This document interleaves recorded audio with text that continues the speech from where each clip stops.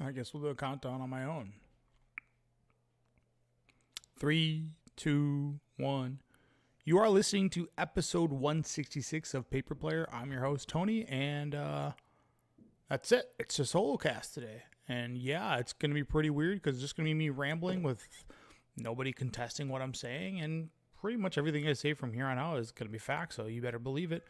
The other three members, Josh, Jeff, and JB, were not done being furries yet, so they haven't taken their tails out. And this set, they told me, is a little bit too spooky, but we had a big PAX panel on Duskmourn, and it showed a lot of the abilities that are in that set. Some of them pretty interesting, some of them pretty mediocre, and some of them are just the same, but like they added an additional text on it. That being said, you may be asking, did I play Magic this week? No. And I'll tell you why. The fact is that this week I am moving. It's been a really busy week for me because moving stinks. And because of me moving, I haven't had time for anything else. And in fact, I had to pack up all my Magic cards, which has made me really sad. I don't like packing up my Magic cards because then I have to unpack them and reorganize them. I had kind of a beautiful mess, probably most like other Magic players do, where they just have a sheer amount of stuff that exists in their, binders, boxes, the beautiful mess that we all are. So, with that, we can kick it off, man. And there's only really two things I want to hit on today, which is going to be Duskmourn. There's a lot of stuff in the set that is interesting. The mechanics we'll go over first before we start talking about the cards. We can talk a little bit about the cycles that they've shown so far, the big bad in the set, which is pretty cool. And some of the other cards that have followed in suit. And then lastly, we are going to touch on what I believe is to be the self-declared CEDH Rules Committee, which this is brilliant. I like that someone's taking the reins on it. However, you got to make sure that you use your powers for good. And I'll get into kind of my ideas and making sure what they do. And I like where their headspace is at. Just make sure that they don't use your powers for evil. And I'll kind of go into that a little bit later. But right from the get-go, we have a new card type referred to in Duskmourn as rooms. You can see this. This is like a split card, but this is a split card that exists on an enchantment. So if I can get one that's side by side, there we go. It reads better like this if you're watching on the screen. But this one, it has the subtype. It looks like a split card, and it has the subtype room and an enchantment. So on the left side has what's called Mirror Room, which is blue and 2, and then it has an effect when it enters the battlefield. When you unlock this door, create a token that's a copy of target reflection. Okay, when you unlock this door, create a token that's a copy of target. Okay, this is a bad example. I wanted one where it's not a bad example, but one for it to be more understanding. But we'll start off with Dollmaker Shop and Porcelain Gallery. So this is a mythic in the set. It's an enchantment room. And on the first side of the card that you can cast is 1 and a white for the ability is whenever one or more non-toy creatures you control attack a player, create a 1/1 white toy artifact creature token. Yep, that's great. And then it has this ability says you may cast the other half that that door unlocks on the battlefield. As a sorcery, you may pay the mana cost of a locked door to unlock it. So it's kind of like you get this half of the card, and then when you spend more, kick around the field, level up, you name it, you get the other side of it. They're enchantments, they're themes of this set, but the idea is to unlock a door to then get more of an effect.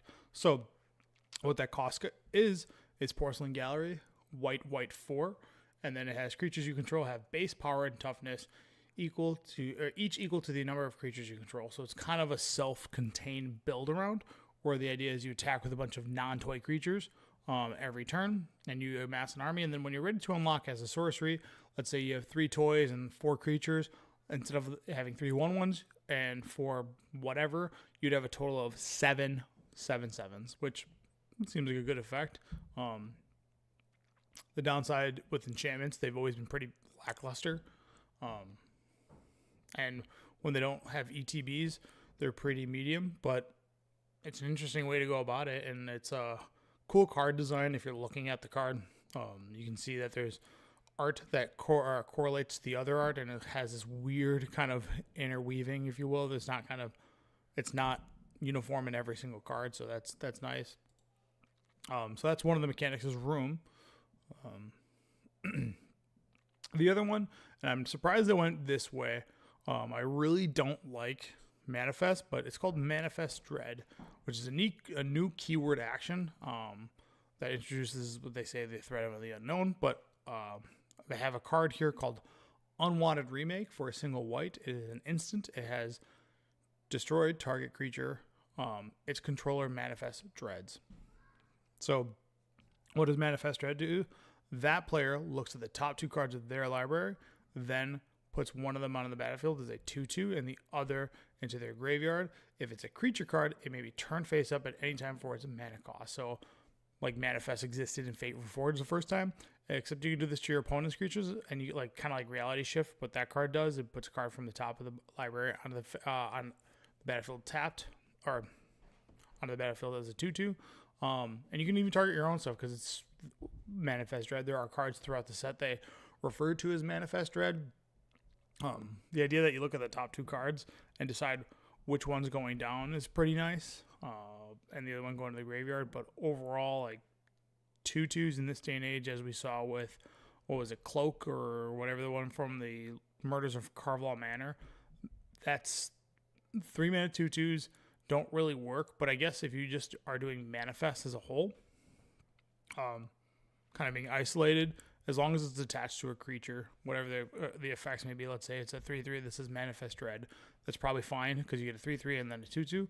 But when you have it where it's just like manifest the top card of your library, not so great. The Unwanted Remake, the idea is to be able to pop a creature, kind of like a passive exile effect. The only downside is it leaves a 2/2 creature that can maybe be upgraded.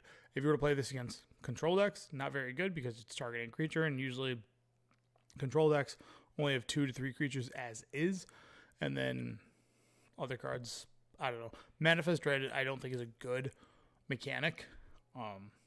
Anything that puts Morph, Manifests, Cloak, whatever, 2/2s down to the battlefield for any amount of mana, it's just not good stats. They're just not good. And yes, you can flip them up, but again, pretty mediocre. They show the Manifest token, and it's a reminder of Manifest from Fate Reforged that, hey, by the way, if this is a creature, you can spend 4 mana to flip it face up. So, meh. Another mechanic in the set is Survival. What Survival is kind of a version of Battalion. You get a effect in the second main combat phase, whereas Battalion is an attack kind of trigger that kind of checks. But let me explain what this is. Survival, at the beginning of your second main phase, if Veteran Survivor is tapped, exile up to 1 target creature from a graveyard, and that has other abilities. As long as there are 3 or more cards, exile with Veteran Survivors, it gets +3/+3, and has hexproof. And this creature is a single white for a 2/1 human survivor. So Survival just refers to being tapped in your second main phase. It doesn't matter how it gets tapped. It doesn't have to attack. It just needs to be tapped. So, if there's other cards that matter with the tap clause, I'm sure it'd be pretty good. But as a whole, the Survival mechanic, it's decent. There's ways to cheat it, but it only triggers once per turn, so it's a static effect, and it only does it in the second main phase, which they actually refer to the second main phase. So you can't keep doing this in the third, fourth, fifth, sixth subsequent main phases to get an additional effect. Oh man, sorry, my nose is it's ticklish. All right. So then we have another ability called Eerie, which is showcased in a card called Scrabbling Skullcrab, which is blue for a 0/3. And then it has Eerie. Whenever an enchantment you control enters and whenever you fully unlock a room, target player mills 3. So this is Constellation, except the only caveat is it also triggers for when you unlock a room. Literally the same exact Constellation. And then this one is whenever you do those 2 effects, target player mills 2. So if an enchantment enters the battlefield, you mill them 2. And if a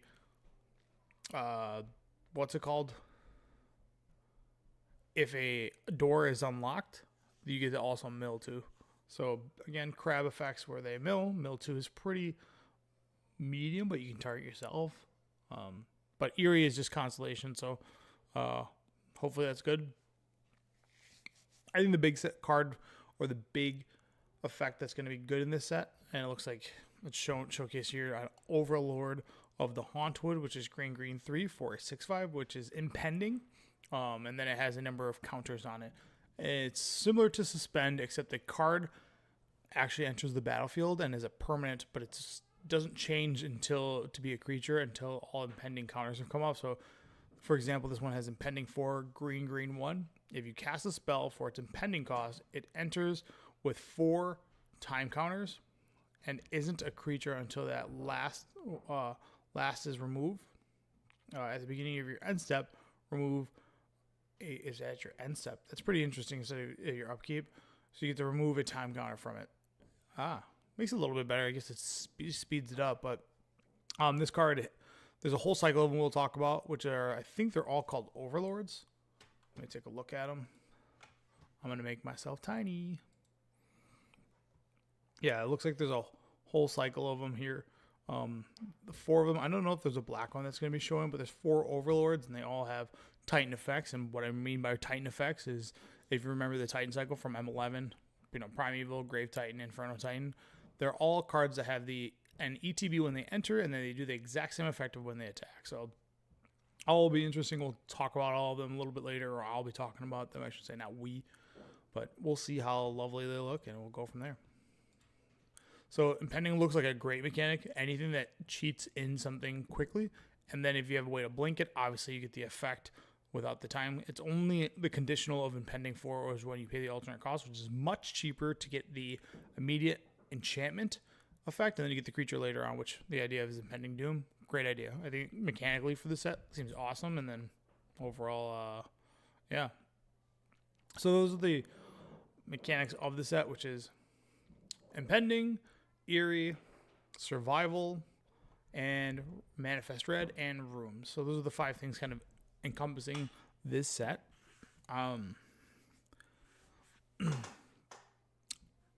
I like it a little bit better than the mechanics that existed in Bloomborough, where there was just kicker. But I guess everything's just kicker, and I know that argument's fun to say, but everything is kicker. So those are the mechanics. I guess we'll just start off with the Overlords. I don't think maybe there's gonna be a black one, but there's 4 Overlords that have been spoiled. They all have variety of mana cost, which is a little bit different from the Grave or the Titan cycle. They're all uniform, but however, we'll just start with the white one, which is Overlord of the Mistmourn. That one is white 5 for a 6/6 Avatar horror, and they're all enchantment creatures, by the way. And then it has impending 4, which is white 2. So if you were to pay that, it comes in as enchantment, not as a creature. And then it has, whenever it enters the battlefield or attacks, create 2/1 white insect creature tokens with flying. And that's it. It's pretty goddamn good. If I had to guess, the best one in limited right up from the get-go, it's definitely an Overlord of the Mistmourn, because it's Grave Titan, and my goodness, it's Grave Titan that you can cast cheaper, and then also protects it from removal, in the sense of creature removal, but then when it's ready to get charged up and ready to go, or if you have a way to remove the counters in a faster way where you can just surprise attack with it. Also a 7-mana 6/6 that makes 2/1 flyers is incredible. Yeah, I don't know if you were to put the Titan cycle, aside from Primeval Titan, into Standard today, would they be good? Sun Titan, Frost Titan, Inferno Titan, and Grave Titan. I'm not sure if they would be good, because 6-mana spells, they do have an ETB, and they kind of have incremental advantages from them. I don't know if it would be good in today's Standard, just because the cost of those creatures are really high, and you need cards that have more of an Atraxa effect, where it just ETBs wins. However, the fact that these all have impending, so you can get them much cheaper, and an effect that's more in the mid-range play, is pretty good. And this one being this white one, 4 mana, putting 2/1 flyers into play, it's pretty real. And then when you finally get to attack with it, you're just going to probably win the game. So I like that one a lot. We'll move over to the blue one, which is Overlord of the Flood Pits, which has a pretty reasonable mana cost of blue 3. It is a 5/3, and then it has impending blue, blue 1. It is a flyer, and then it also has whenever it enters the battlefield or attacks, draw 2 cards and discard 1 card. So this one is kind of just a way to draw a lot of cards and go through your deck pretty quickly. So you're going to be able to find what you want. The downside is it has a stat line of a 5/3 with no kind of word or sort of way to thwart counter spells other than it being an enchantment. And it coming in as an enchantment for 3, and you go draw 2 and discard 1. That effect's like really mediocre. Yeah, this one, I think this one bums me out because I think it's the weakest one of all of them so far. We haven't seen the black one. If there's going to be a black one, we haven't seen it yet.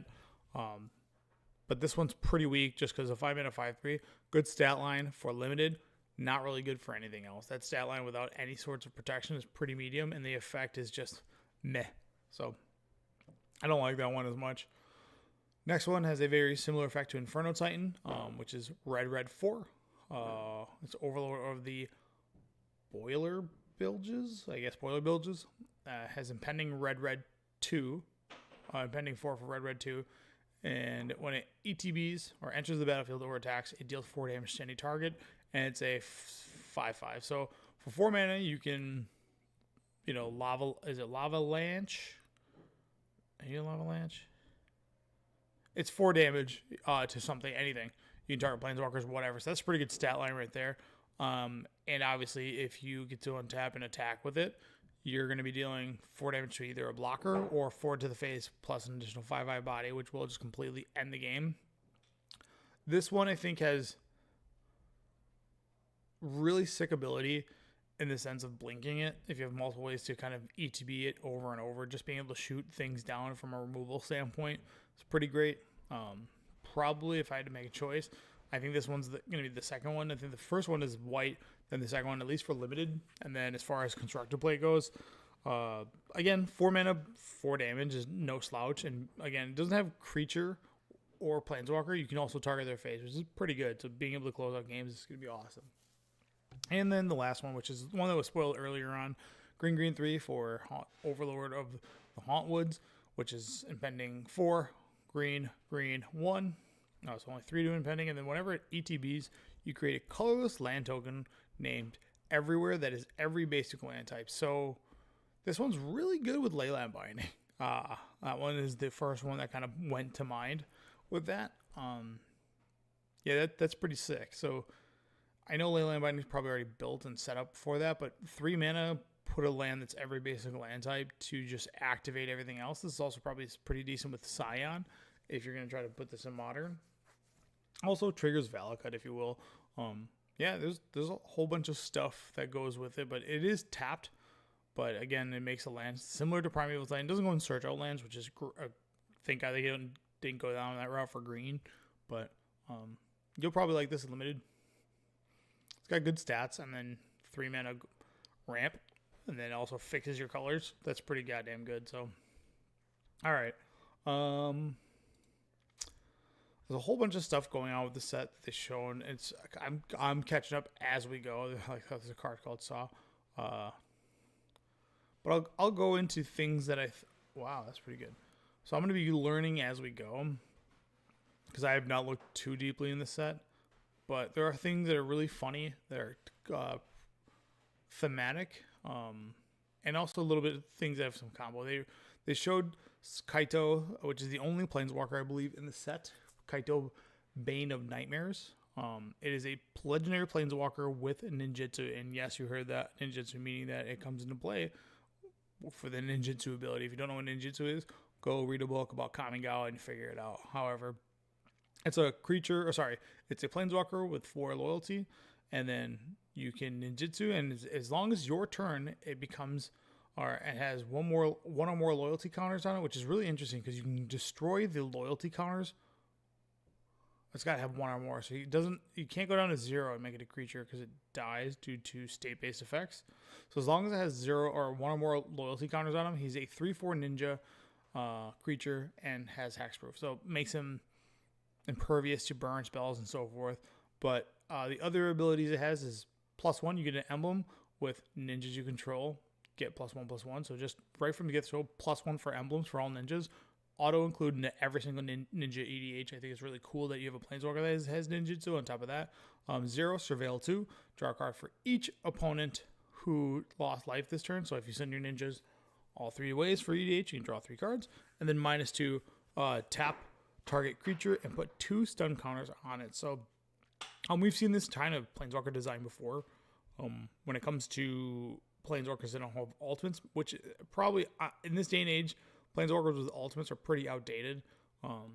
Just because it's such an effect. When they were kind of a rarity, where there wasn't cards like Hero's Downfall at the ready for everything, they were a lot better. But now that ultimates either are these win the game effects, which they've kind of steered away from, or these big effects are like basically win the game, are pretty boring, and they're not very good in Commander. So I think this is a good design for that. As far as constructed goes, ninjutsu on a planeswalker to put a 3/4 into play is, it should have been ninjutsu blue-black. I think ninjutsu blue-black 1 is just making it so it's too slow. It's too slow on the roll. So all the most effective ninjutsu creatures have all been blue, or like a single blue and a black, which is really cheap. When you make your ninjutsu not that cheap, I think it's very medium. So that being said, I think this card is fun for ninja EDHs, but pretty crap otherwise. And then they did so in the teaser that we talked about last week, they spoke of a card called Meat Hook Massacre 2, which is just the sequel to Meat Hook Massacre, which had to get banned out of standard from Midnight Haunt, or which Crimson Vow, one of the two sets. That card was ridiculous for standard. It was also just an insane removal spell that brought you back to life and so forth. So they got banned out of standard. And here's what the sequel does: Meat Hook Massacre 2, black, black, black, black, X, X. That's right, you heard 4 black and XX just to get a single 1 out of it. So the ability, when it enters, each player sacrifices X creature. So 6 mana, okay, baseline, 6 mana to make everybody sacrifice a creature. All right, we're already starting off way behind the 8 ball on this card, meaning that 6 mana for everybody to sacrifice 1 creature, not just each opponent, everyone. Makes it pretty medium.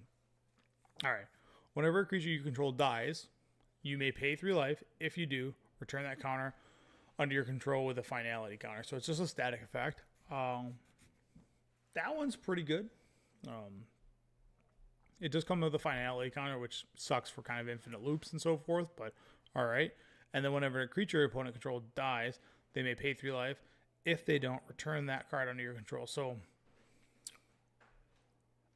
I'm trying to figure out what the idea of this card is supposed to be, but it's a 6 mana. Everybody's, I guess if you were to put like 10, if you were to make X 4 or 5, or they would either have to give you 15 life or give you some amount of creatures. But again, it's just, I think this card is so expensive for what it's trying to do. It's fun. I think it just stinks though. I wouldn't play this card in any way, shape, or form. Don't like it. If the meme is the sequels are always worse for horror films, that's probably true. So that's a good way to kind of make it fun of it. But yeah. All right. So here's another card that's on the docket. Hauntwood Shrieker, which is green 1 for a beast mutant. That's a 3/3. And then whenever Haunt Shrieker attacks, manifest dread. Okay, so that's where you get to look at the top 2 cards and then put a card from there onto the battlefield as a 2/2 manifested, and then another one in the graveyard, and then it has 1 in a green, reveal target face down permanent. If it's a creature card, you may turn this up. So this one is kind of it is a self-contained engine where you're able to cheaply get creatures to turn face up instead of paying their creature cost. Let's say if you put down, I don't know, a Grizzlebrand, instead of having to have black, or 8 mana for Grizzlebrand, you can then turn this card up. So that's neat. It is not an ETB, and it has to attack to get the ability. I don't know, like 3 mana 3/3s in this day and age are it's such a bad rate. You shouldn't play this card. under basically any circumstance. If you're playing this card, your ass gonna lose. That's really all I can say about that. So, all right, moving on to, again, I'm gonna be reading these off the cuff and just figuring out if these are good enough. So, oh god, trying to read that card sideways. The Mirror Room. This is the one I tried reading earlier. Here, let me pull it up this way so it's clear. All right, so this is the enchantment room that's a mythic, and it's Mirror Room for blue and 2. Whenever you unlock this door, create a token that's a copy of target creature you control, except as a reflection in addition to its type. So you can copy things, and then it has the ability if a trigger permanent of if a triggered ability of a permanent you control triggers, that ability triggers an additional time. So for 3 mana, you get nothing unless you're able to unlock a room, and then when you unlock this room, you get to double up on. You get to double up on the creature aspect of it, so you can make 2 of whatever. Let's say you have 2 Baneslayer, or you all Baneslayer, you can make 2 more Baneslayers. Like, that's kind of cute. There are reflections in addition to the type. This card being mythic, this card could have been easily rare. I think this card is pretty medium, and yes, it triggers multiple times on the first side, so it's not just uniform to itself for rooms, but it's every time you unlock a room. So when you look at these types of things, unless they're going to be going back to this room mechanic in the next 2 years of Standard, these are very parasitic effects. I think that's the term for it, where it's only referential to the cards in it to get the additional bonus. So it depends on how many rooms exist in Standard for this to be good, and I can't imagine this effect ever being good. All the rooms will kind of fall under this encompassing thing, where if they're referential to other rooms, like when you unlock something, get more, or any cards that do that. I mean, how many design slots do they have for rooms? Is it 20, 50, 100?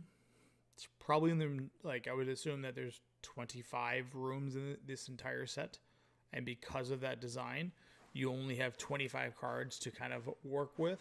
So this one's a big old stink bomb for me. I would not play this card under any circumstance. Yeah. All right. Moving on. Before I get into some of the other cards that piqued my interest, I do want to talk about, there's 2 cycle of lands in this set. We haven't gotten all the ley lines either, which is cool. But there are 2 cycles of lands. One of them being, man, there's a lot of cards here. Actually, that's not a cycle. So the first one we'll just talk about, it's in the common slot. And this one's called Abandoned Campground, which has... it enters the battlefield tapped unless the player has 13 or less life. So that's any player. It's not just you, it's any player. So I first read this that you had to have 13 or less life. That makes it a little bit better. And then this one, they have for all 10 color pairs. So I don't think these are good. These aren't fetchable, which is kind of the baseline of, is this land good nowadays? Are they fetchable? That's going to make them pretty key. But I don't know. These are good for limited. Not so good for Two-Headed Giant, I guess. But anything that kind of coalesces with things in a 20 card or a 20 life format makes them a little bit better, because as long as you're on the aggressive, I guess. But you would just never be playing these. These are for your PDH decks to get another dual land. Congratulations to all the PDH decks that just upgraded another land. Woo! To make your mana a little bit better. This is good for limited, basically nowhere else. But yeah, there's all 10 of them. And these ones, so these are called Verges. There's a total of 5 of them. I'm going to use Flood Farm Verge as the cycle, but they're rare. It's just a land, so it's not fetchable in any way, shape, or form. However, it's an untapped land that for this text, it says tap to add white. So just comes in and you're able to tap it for a white, no problem. Now, if you want to add blue, which is a separate clause, so it has tap, add white, and then it has tap, add blue. Activate if you only control a plains or an island. So if you have a plains, this taps for a blue, and if you have an island, it taps for a blue. This reminds me of a lot. I'm going to look this up. River of Tears. It's a lot like this. River of Tears. I'm surprised they haven't gone to like reference River of Tears. I'm surprised they haven't gone that way. At least reprinted this cycle. There's River of Tears is the only one of this cycle so far. Yeah, these are really interesting. I like that so far they're just one weight, meaning that they're only the allied colors, and there's only a blue one there's a white one, the one that taps for a plains right away only references blue. There's not one that taps for an island and then also goes back and be able to tap for a plain. So there's only 5 of them. The cycle is Azorius with white being the leading color. You have Dimir with blue being the leading color. Rakdos with black being the leading color. Gruul with red being the leading color. And Selesnya with green being the leading color. And by leading color, I am referring to that there is no condition to tap for the leading color. Out of all these, I think there's 2 that are really good. And as far as the other ones go, I would say mediocre. But these work really well with the meticulous archives. The surveil lands. Because they check and then they allow you to play an untapped land, which is pretty big. The ones that are probably going to be the best, I would assume the black-red one, because it has a baseline of tapping for black. So if you're some kind of black aggro deck, this does not go with that like a heavy red deck. And then the inverse, you need to be heavy black for this, and then having like red be your splash color for cards like, let's pretend that Dreadbore exists, Dreadbore or Rakdos' Return. Anything that kind of encompasses that mind frame is going to be pretty good. The Gruul one, unfortunately, it taps for red from the get-go, and then it gets a green later on when you have the condition met. The unfortunate part about that is we have Llanowar Elves coming in Foundations, which will make this a bad lead-off land for that because you won't be able to turn 1 Llanowar Elves. However, the Selesnya one, Hushwood Verge, will be able to go turn 1 Llanowar Elves, and then later on when you need the white, you'll probably be able to get access to it. So that, or even Birds of Paradise, Noble Hierarch, you name it. I think the green-white one is like the best one so far. Then the red-black one, probably the blue-white one after that, because blue-white typically has like a laid-back, slow style. If you lead off with a Meticulous Archive, and then you play this card, then you have 2 dual lands right from the get-go. It's pretty good. The blue-black one, unfortunately, blue-black style decks have always wanted cards like Thoughtseize and Fatal Push, and this is a land that doesn't allow you to turn 1 do those things, making it way worse. And there are cards that let you draw for a blue, which is nice, but blue-black control decks have just not been good for a very long time. Blue-white has been the standard because blue-white has the best. They have multiple ways of gaining life, but they also have the best now No More Lies for both standard and pioneer as far as the counterspell goes. I know Cavern exists, but also just ease of wrath. They have Sunfall, they have Supreme Verdict, they have just a slew of wraths that are really good that you're gonna want. I think what hits these the most or makes these a lot worse is the fact that in standard they're competing with manlands, and those manlands, of course, are the Reckless cycle, and those do not help these in any way. So I'd have to look at the mana bases of standard decks, which I'm pretty familiar with the one I have now, which is the blue-white artifact deck, which does play Reckless because it makes map tokens, but again, just pretty medium. And then there's one other land that was interesting, I thought. Weird. So it's Velgavoths? Yeah. Velgavoths? Is that how they say Velgavoths? I'm saying that wrong. Lair, which is an enchantment land. It's rare. It has hexproof, which means it's wasteland proof. Woo! Enters tapped. Boo. Fucking boo. That sucks. It enters tapped, and then as it enters, choose a color. So it's not even a multicolor land. You have to choose a color. And then it says add 1 mana of the color, the chosen color. This could have been common, and I think people would have been okay. This being rare is really weird. Other than it being an enchantment land, I think this is the 2nd enchantment land, or is this being the 1st? I can't remember if there's any after that. This is a very lackluster effect. Coming into play tapped is miserable, but I guess, why did it come into play tapped? Yeah, I don't know. it's pretty weak. Disappointing, honestly. It should have been pick 2 colors and then tap for those chosen colors. Yeah, it's the fact that you're like, I'll make a blue, and it's, I don't know. If there's a reason for it, I mean, I guess this land single-handedly triggers Eerie, which is nice. So you auto include this into every one of your decks for limited. And then as far as if there's an Eerie deck, sorry, not is it Eerie? Yeah, it's Eerie. As far as that goes, if that's going to be relevant, then yeah, great. All right, so I'll pick up some. Oh yeah, then they also have the 10 cards that they're special guests, which are pretty good ones. Haunting, or Hallowed Haunting, Soul Warden, Expropriate, Phantasmal Image, Damnation, Noxious Revile, Collected Company, Maddening Hex, Unholy Heat, and Sacrifice. So if you don't know what those cards are, I just rattled them off for you. They have great looking art. Go and find them. They also revealed the secret layers that go with this, which are really good looking because they're poster style, and they actually have somewhat decent effects. But let's get back to some of these cards that are in this set. One of the ones I saw on Twitter, or X, formerly known as Twitter, is Ghost Vacuum, which is an artifact that is searchable by Urza Saga, which makes it real good, which is a single for 1 generic mana, and then it has tap exile card from a graveyard. Seems great.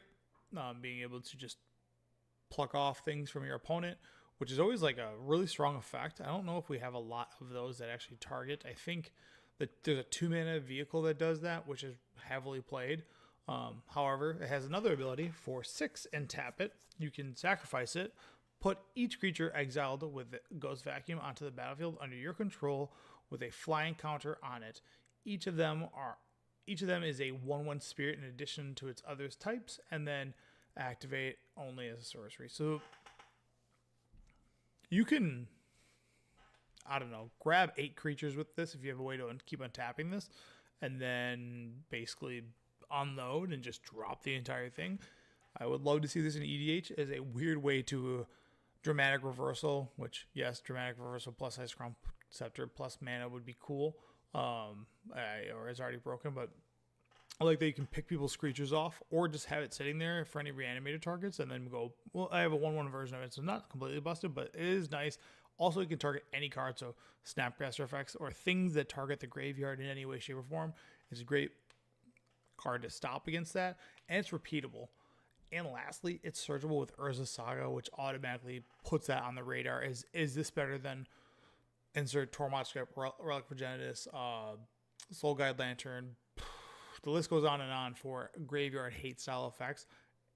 If this card ends up being better, because if you only need to hit the 1 card versus getting the velocity, like I think this card sucks against Murktide, but it's good against Reanimator because all you're doing is sniping 1 card at a time, which great. And then obviously it's not legendary, so you can get multiples of them. So that card's awesome. Saw, does this do anything? So the card just called Saw for 2 mana. It's an equipment. I'm seeing if it does anything relevant. Nope, it does not. Don't care. Attack in the box.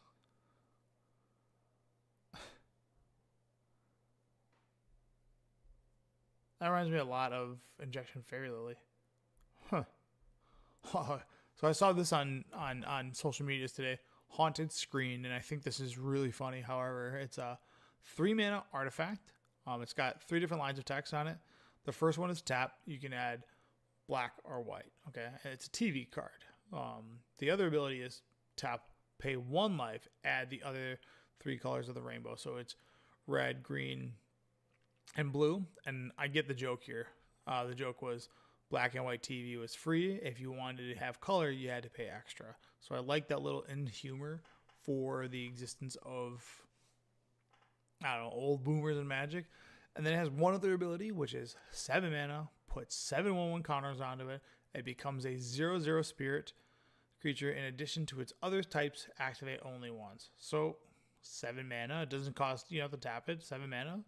It's pretty good as a mana rock to become a creature that beats down. That's like the best mana rock, like Key Rune, whatever you name it, just because of the size of it. Yeah, pretty dope. But yeah, overall, just from the flavor perspective, great. See if there's anything. Oh, there's these creature types in this set. called Glimmers. The idea is, I can't remember what they called them in Harry Potter, but it was like Harry Potter was an elk or whatever it was, or it was like a deer or something like that. It was like his Patronum spell. I don't remember. So it's the opposite of Horcrux. But anyways, there's these glimmers, and the idea is like they're these creatures from an alternate, or like these little bits of hope, and they're here to help you and aid you. So they're like these shining creatures. So this one, for example, is white blue for a 2/3 enchantment creature, Fox Glimmer. And then it has enchantment spells you cast, cost 1 less to cast, automatic include probably into any enchantment EDH that's Bant or more. And then unlock cost 1 less. So medium on that. So it's probably, I mean, strong enough for limited 2-mana 2/3s are really good. And then making your other enchantments cost cheaper, that's probably just going to be solid in itself. And then it's got a good stat line, 2-mana 2/3. That's great stats. So. Undead Sprinter. Will this card be good? Alright. So this one is a red, black and a red for a 2/2 with trample and haste. Okay. Pretty medium. And it's a rare. And then you may cast Undead Sprinter from your graveyard if it's a non-zombie creature died this turn. If you do, Undead Sprinter enters with a 1/1 counter on it. Is Cauldron Familiar a zombie? I think it is. It's either a Nightmare Cat. Let's see. Cauldron Familiar. Is it just a cat? Okay, better than I thought. It's not a zombie. Yeah, so this is kind of neat with that. Will you have extra mana? I doubt it, but pretty dope. Nah, I don't think this card's good. Just the 2-mana 2/2 with trample and haste is just not good enough in this day and age. I will say this. I'm showing you this on the screen. The Jolly Balloon Man. Man, does that art go hard. It is a guy with like someone else's face on him blowing up balloons that looks like the skin of people's heads. It's a really disturbing art to look at. Yeah. This is a wicked card. With that being said, it's a 1/4 legendary creature human clown for 1 red and a white. Yes, creature type. You heard it, clown. It should be my creature type. 1 tap, create a token that's a copy of another target creature you control. Okay, so Kiki Jiki-esque or Fable the Mirrorbreaker-esque. Except it's a 1/1 red balloon creature in addition to its other colors and types, and it has flying and haste, and then you sacrifice it. So, I think this card's good. Man, that art is horrific. Yeah. 4 mana, make something on your team haste, get double the effect, get more creative hoofs, except one of them is going to be a balloon. I know I'm talking Magical Christmas. This card might be good. Fable the Mirrorbreaker is pretty solid. Like, the effect is nice. So if there's anything that, like, untaps this, like, let's say, I don't know, Restoration Angel. The downside is it doesn't get a copy of Restoration Angel. It gets a 1/1 version of it. So you actually have to spend a minute to get more. So you're looking for ETB effects. So this card in conjunction with any of those impending cards that we talked about earlier, the Titan Cycle, like legit crazy.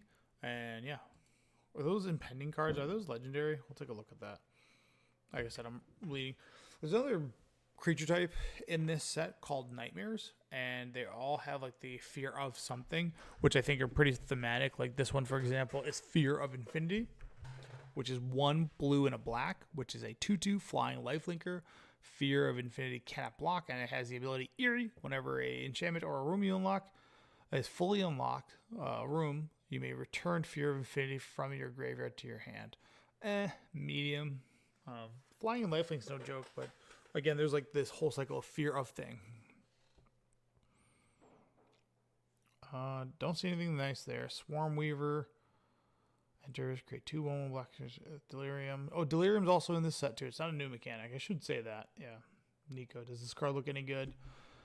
The winter, the most these are one of the main characters in the set. Well, I'll get to Winter. Let me read Nico. It's 2 blue and a white for a 3/4 human wizard legendary creature, and when it enters, you create 2 shard tokens similar to this old one where you can pay 2 mana to sacrifice this enchantment, which also triggers Eerie. That makes Nico a lot better. Scry 1, then draw a card. So that's already strong as it is. It's like a better version of a clue. And then it has 2 tap, exile target non-legendary creature you control. Shards you control become copies of it until the beginning of your next end step. Return it to the battlefield under its own control. Wait, you can target anything? Oh, no, it's you control. Wow. Like that a lot. So you can turn everything into a Grave Titan. Cool effect. This is actually, like, from an EDH standpoint, I think this is a super awesome build around for Azorius enchantment decks. Pretty cool. All right, here's the new legendary creature in this set. And he's kind of the meme. He is the goth I don't care guy, but I'm here to help. That's kind of his shtick. His name is Winter, the Misanthropic. What the fuck? Misanthropic. The Misanthropic. What does anthropic mean? I'll look that up real quick. Anthropic meaning. Involving or concerning the existence of human life. So what does misanthropic mean? Dislike humankind and avoid human society. All right, so misanthropic. Got it. That's going to be a tongue twister for me to say. All right. This card's pretty funny. It says at the beginning of your upkeep, each player draws 2 cards. So everybody. This is the John Diaz card. And then it has Delirium. As long as there are 4 or more card types in your graveyard, each opponent's maximum hand size is equal to 7 minus those card types. So if you have 7 card types or more in your graveyard, your opponent's max hand size becomes 0. That's cool, making sure that everybody has to play their spells. But this card also has Ward 2, which makes legendary creatures like pretty reasonable in EDH. Yeah, this card's funny as hell. Enchantments are pretty mids, but so be it. And there's also a monkey toy in this set. I think there's a merfolk that people have been talking about. I'm trying to find it. Fear of Isolation, pretty cool. Cult Healer. Norn's back in this set, which is a Swift Survivalist, which Norn is a red for a 2/1 legendary human coward. Love that it's a coward. It cannot block. All right. And then whenever a creature you control becomes blocked, you may exile it, and then you may play that card from exile this turn. Super interesting effect. So, 2 things. It's a min, and you can get multiple ETBs, which I think is ridiculous for all your creatures, except as cowards. Yeah, the idea is Norn's always running away, which is funny. It's kind of Nora the Weary, and now it's back here as a Swift Survivalist. Fear of the dark, fear of this, fear of that. Yeah, there's just too much to read. Pyroclasm's back, which is really big for Pioneer, by the way. I think that's a huge for Pioneer. Having the 2 mana deal 2 to everything to get rid of little dinky creature decks, especially if you're playing White Weenie. Man, they just never had Colossal Dreadmaw it's never going to be better. They just printed every set that gets a better. Is that going to be like the ongoing theme? That's the baseline is for a green 4 creature.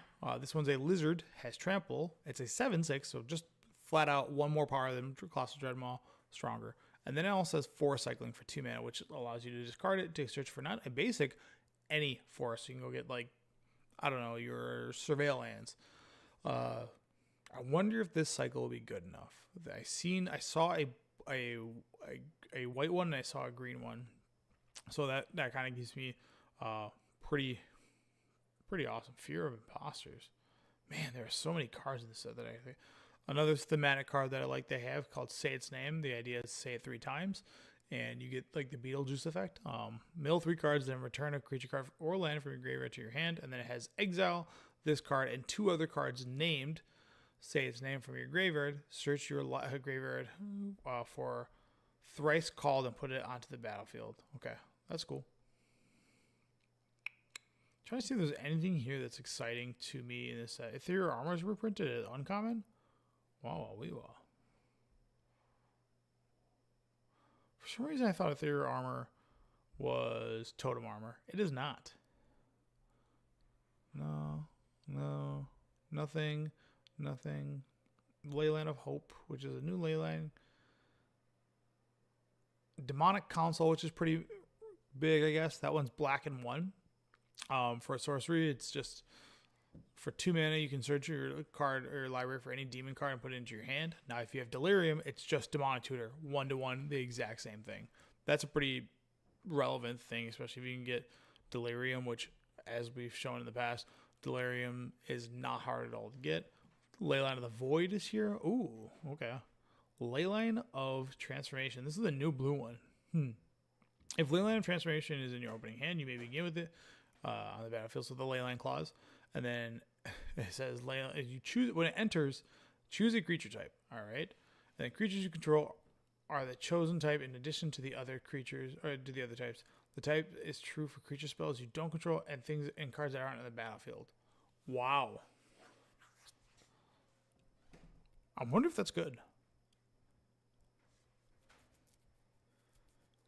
I gotta see something. I need to see something. MTG Rebels.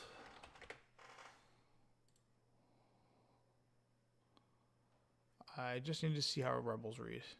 Nope, not that Rebel. Okay, never mind. I thought this was going to be stronger than that. I'm sure someone's already broken this. The idea that you can sack and go get any demon and put it into play, and then you can change your entire deck is demons. Or make them, insert win condition, make it a demon. This card I thought was pretty nuts. Hedge Shredder when I first read it. So it's green 2 for a artifact vehicle that's a 5/5, and when it attacks, you may mill 2 cards. Whenever one or more lands are put into your graveyard from your library, put them onto the battlefield, tapped, crew 1. So you can target yourself and get those effects. Is it one or more? Put them. Oh. That card's really good. I like that card a lot. How do you win with this card? You just traumatize yourself? I mean, Hedron Crab, you can target yourself in every fetch land. Wait. Is that an infinite loop with Hedron Crab? Because, yeah, it is. Whoa. That is. Yeah, Head Shredder. So if you have Head Shredder in play, it doesn't need to attack to get the ability. It just has a clause, a static ability that has whenever one or more lands is put into your graveyard from your library, put them onto the battlefield. So if you have this and a Hedron Crab and you mill 3 cards and one of them is a land, you get a landfall trigger from the Hedron Crab that will target yourself, and if one of those things is a land, you put it onto play. You can... There's got to be a deck there. Yeah, that seems pretty cool. I like the idea of flipping your deck upside down. It is a 2-card combo, but that's very it's very thematic to... I wonder if you could mill your opponent. Let's say your deck is, I don't know, 4 Hedron Crabs for this 52 lands. If 3 of those lands, and let's say your trigger, you have this going off, and there's 6 misses, as long as they're not in subsequent order, you can go Hedron Crab, mill 3 yourself, bring, let's say all 3 of them are lands, 3 lands come into play, you target your opponent with 2 of them, you target yourself with 1 of them, 3 of them are lands, do it again, and then you could mill your opponent out by just doing that. I know the deck's better than that. Narcomoeba would certainly stock goes up because of that card.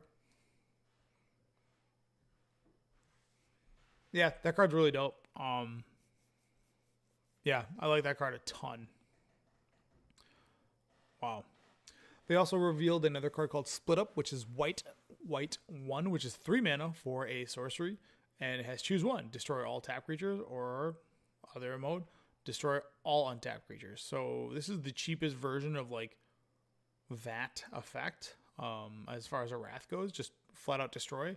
The downside is it has to destroy an untapped creature or a tapped creature, which makes it a little bit weak. But I don't know. I like it. Leyline of Residence. Let's see what this red one does. I don't think they have ever made a good red leyline yet. So again, leyline clause, same exact cost as leyline. Whenever you cast an instant or sorcery that only targets a single creature you control, create a copy. You make okay, poops. They gotta stop doing that. Yeah, red always gets the shit end of the stick when it comes to leyline. Wow. So many cards. I'm not gonna read all these cards. I think there's two more cards I'm gonna read off or that I care about. The first one is gonna be Balustrade Worm, which is green 3 for a 5/5 with trample and haste, and this spell can't be countered. That clause annoys me to no end, especially when I play cards. This is the card I'm referring to right here. Especially when I play cards like No More Lies. And then it has Delirium. Green 2. Return it from the graveyard to the battlefield with a finality counter on it. Activate. Okay. Not that great, but it has to have Delirium. But a 5/5. Maybe I'm just getting trolled by this card. Meh. And they revealed the big bad of the set, which has an absurd effect. It's a huge Elder Demon, which is black 6 for a 9/9 flying lifelink. His name is Velgavoth, Terror Eater, and then it has Ward, sacrifice 3 non-land permanents, which is a pretty tough thing to come across, especially if you're not running tokens and so forth. So good luck with that. If a card you control would be put into an opponent's graveyard from anywhere, exile it instead. Okay. And then during your turn, you may play exile cards with Velgavoth. If you cast a spell this way, you may pay life equal to its mana value rather than its mana cost. Whoa, that's a pretty sick effect. I like that effect a lot. Yeah. All right, we're in the midst of Duskmourn season. Plan on reading more as things come out. There are certainly cards that are interesting. Head Shredder is by far my favorite card so far. The ability of it when Hedra and Crab together seems awesome. Being able to self-mill your entire deck and then target them with the final hit. The vehicle portion is poopy, but one or more lands are put into your graveyard from the battlefield. So this makes every land you have into a Narcomoeba. All right, good. All right, so here's the other thing that I saw the other day. So I thought this was pretty interesting, which is the CEDH Rules Committee. They go over some things, why, who, how, when, and what they're doing, and what's the purpose, right? So, okay, all right.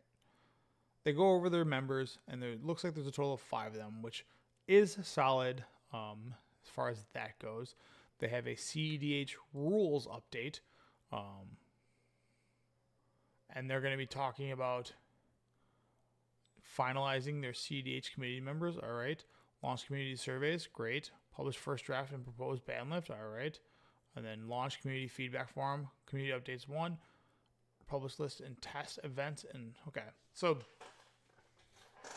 this looks like they're going to be taking the reins, or what their intentions are for the CEDH RC rules committee is they're going to be taking the reins of what's necessary for CEDH and create essentially a separate ban list, which is something that I think CEDH players have wanted for a very long time. Wizards is not going to acknowledge it. They announced that, like, hey, we're not part of Wizards, and they probably won't endorse us.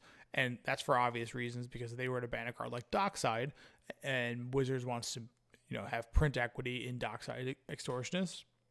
A committee that's not in-house for Wizards that can affect the cost of sales is not good for them. So they will not be recognized and probably won't have anything to do with EDH as a whole, or Commander, if you will. I know they do this committee thing for Pauper.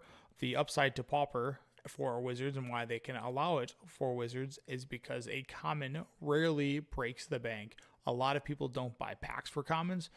You do buy packs to draft with. You do buy packs for chase mythics and rares to get money on them, to add to your collection. But overall, banning a committee that bans based on community feedback results for Pauper won't affect card sales. And CEDH, which has a very good way of affecting card sales, especially if it's a known CEDH ban,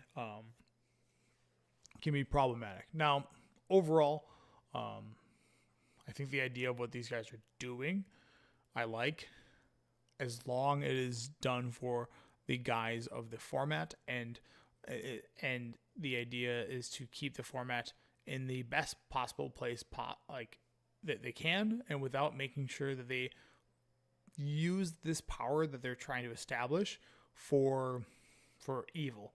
And I'll explain what that is. So I think they talked about doing this with Top Deck C. Let's look at the team. All right. Looks like there are people that are... So he is the founder and head for TO for Top Deck. He's been playing CDH since... So Mike Holohan and other individuals are part of this committee. And they... Okay. All right, so they have 5 pretty legit people on there that are interested in the health of the format. One of them being a TO can be problematic, especially, let's say, if he knows a card they're going to unban, and he would use that power for evil. Let's say if they were to discuss things behind closed doors. Not saying that they're doing this, but let's say, hey, do we want the cost of, let's look at the EDH ban list. EDH ban list. Let's pull this up so I can actually have a full understanding of what I'm trying to say here. So let's say they're like, hey, we're going to allow Coalition Victory. I know that's random as hell. But let's say they're like, Coalition Victory is okay. They could go out and buy a lot of Coalition Victories and then say, hey, we're unbanning Coalition Victory next week. Or in our ban announcement that's not disclosed anyway, we're unbanning Coalition Victory. We bought 900 of them. They went from 10 cents to $20 a pop. That would be using that power for evil. Now, I don't think they're going to be doing that.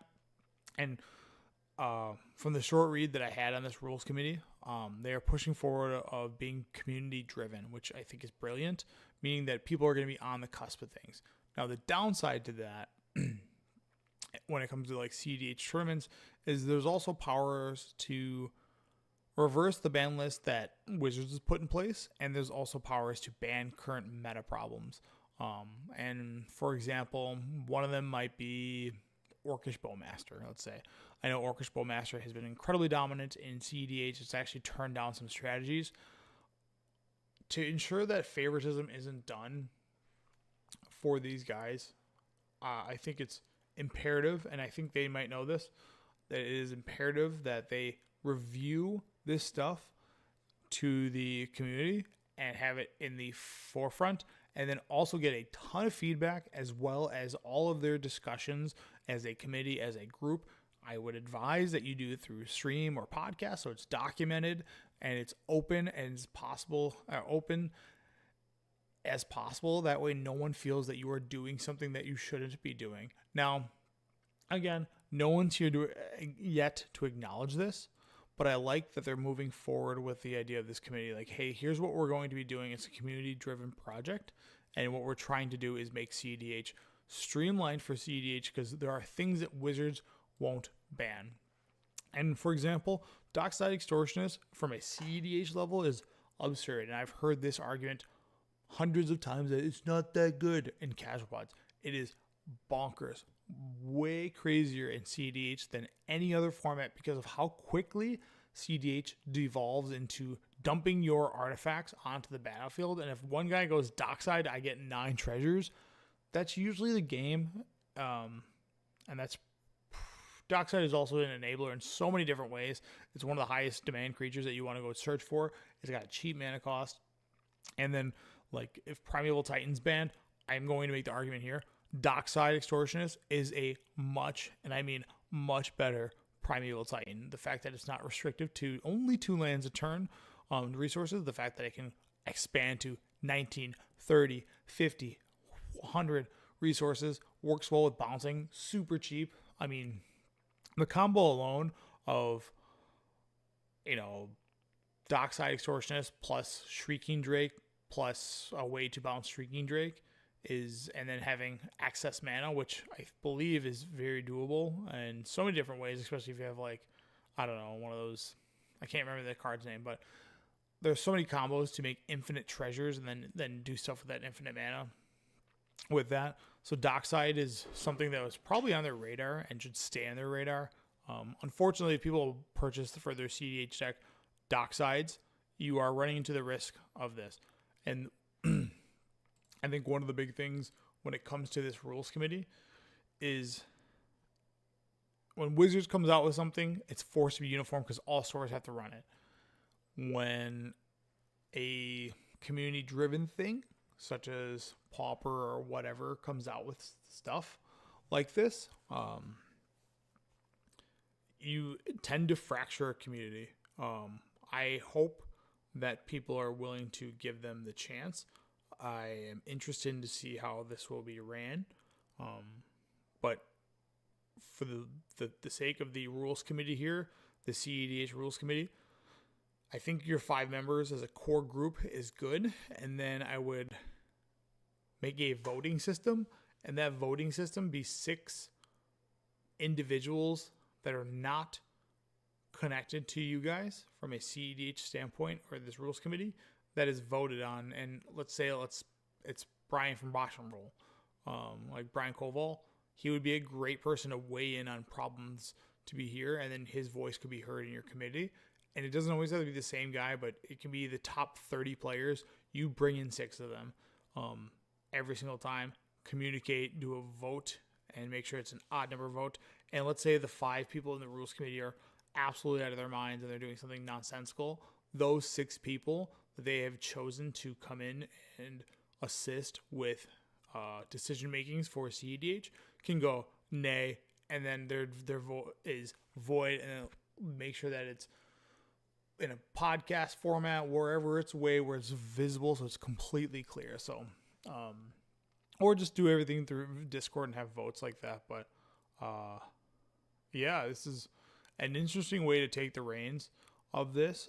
If you are a CDH player, this is something to certainly look at, and then hopefully, people that are interested in this either get their local community onto this, work with these guys, and just kind of take that, or hopefully these guys don't work for evil. Just disregard what they're saying and move on with CDH life. Tournament organizers that run CDH tournaments are in a weird spot, but if you just go based off the Wizards, I hope the goal, or I hope what doesn't happen, is that you fracture the community into smaller groups, being we are pro rules committee, we are not pro rules committee, and then stores do have to make that choice. So that's going to be a little weird. Hopefully as a collective, people accept this. It's just hard to explain to your clientele, but I mean, Canadian Highlanders played, pre-moderns played. These formats exist and they're niche and people know of them, and CDH, I would argue, is niche. It isn't. It's actually becoming more of the norm, and that's why Mana Crypts are $200. That's why Docksides are $90. That's why all those cards that are super expensive are out of control. But mainly off that banned and restricted list, bring back Iona, bring back Primeval Titan, bring back Prophet of Griffix, bring back Raphaelos, bring back, I don't know, maybe not Sylvan Titan, Primordial, but bring back, yeah, you can even bring back probably Grizzlebrand at this point.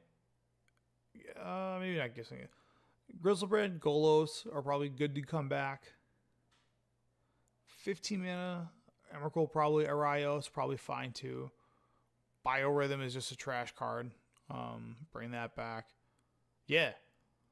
I hope you guys take a serious stab at the format and just start lighting it up and making it a lot of fun. So, all right. So I think that's going to be it for my solo cast.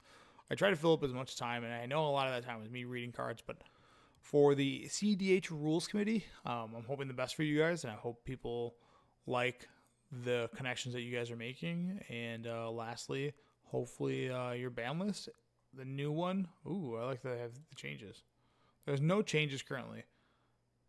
Wow, this is actually pretty neat. Hopefully the changes that you make are fun and people enjoy them, and rock on, Garth. That being said, Josh's hot take. Let me go ahead. I think I have my phone on me. Let me read it for you guys. Bear with me. They all went to the same concert. My hot take is King Gizzard and the Lizard Wizard is a jam band. So you heard it here